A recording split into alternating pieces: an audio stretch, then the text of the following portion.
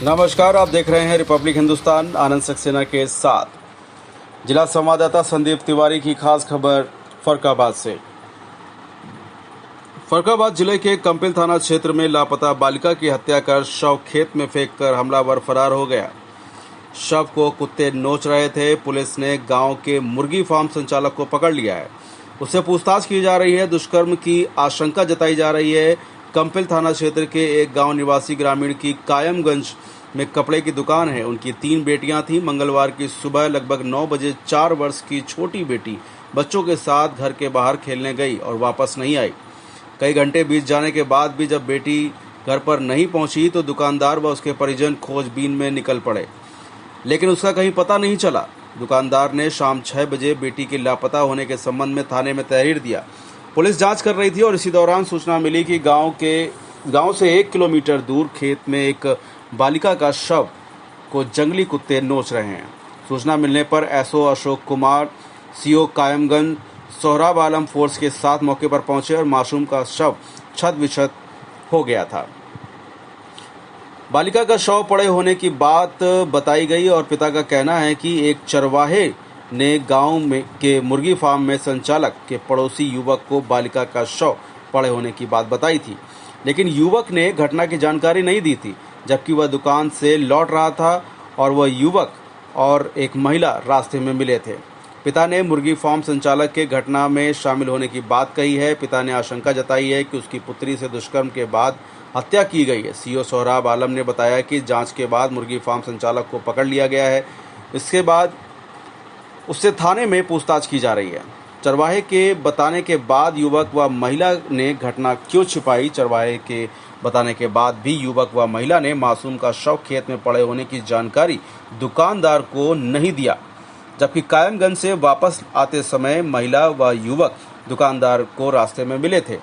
ऐसे में दोनों के तार भी इस घटना से जुड़े होने की आशंका है। पुलिस ने उनको भी हिरासत में ले लिया है। दुकान बंद करके आ रहा था पिता। मंगलवार को मासूम बालिका के घर के बाहर नहीं मिलने पर मां ने दुकानदार पिता को पुत्री के लापता होने के बारे में जानकारी दिया था। दुकानदार ने भाई को गांव भेजकर पुत्री की खोजबीन कराई और भाई अन्य परिजनों के साथ खोजबीन करता रहा, लेकिन मासूम का पता नहीं चला। ऐसे में पिता दुकान बंद करके आ रहा था। युवक ने जानकारी क्यों नहीं दी? रास्ते में पड़ोसी महिला व युवक उसको मिले भी थे, लेकिन उन्होंने दुकानदार को कोई भी बात नहीं बताई। शाम को मासूम का शव मिलने पर गांव का चरवाहा भी मौके पर पहुंचा। उसने दुकानदार पिता को बताया कि दोपहर में बेटी का शव पड़े होने की बात पड़ोसी युवक को बताई थी। उसके बाद युवक ने जानकारी क्यों नहीं दिया? किसी तथ्य को उजागर किया जाएगा। पिता ने यह बात पुलिस अधिकारियों को बताई और इसके बाद पुलिस ने पड़ोसी महिला व युवक को अपनी हिरासत में ले लिया है। मुर्गी फार्म संचालक के परिवार के बच्चों से भी पुलिस पूछताछ कर रही है। एसएसपी डॉक्टर संजय कुमार ने बताया कि इस मामले में अभी जांच की जा रही है। इसके बाद ही किसी तथ्य को उजागर किया जाएगा। फिलहाल आप सुरक्षित रहिए, जुड़े रहिए रिपब्लिक हिंदुस्तान से। नमस्कार। फतेहगढ़ पुलिस ने कल शाम में लगभग 7 बजे के आसपास फतेहगढ़ पुलिस को मालूम चला कि एक छोटी सी बच्ची जिसकी उम्र लगभग 4 वर्ष बताई जा रही है, उसकी डेड बॉडी थाना कंपिल क्षेत्र में मिली। इस घटना पे सभी उच्चाधिकारीगण वहां पहुंचे और पूरी फतेहगढ़ पुलिस ने मिलकर, जिसमें कंपिल पुलिस का विशेष योगदान रहा, इस घटना का सफल अनावरण 24 घंटे के भीतर किया है। और ये फतेहगढ़ पुलिस के लिए उपलब्धि है। इसमें सभी वैज्ञानिक साक्ष्य 24 घंटे में कलेक्ट किए गए हैं और उसके आधार पर इसमें कार्यवाही हुई है।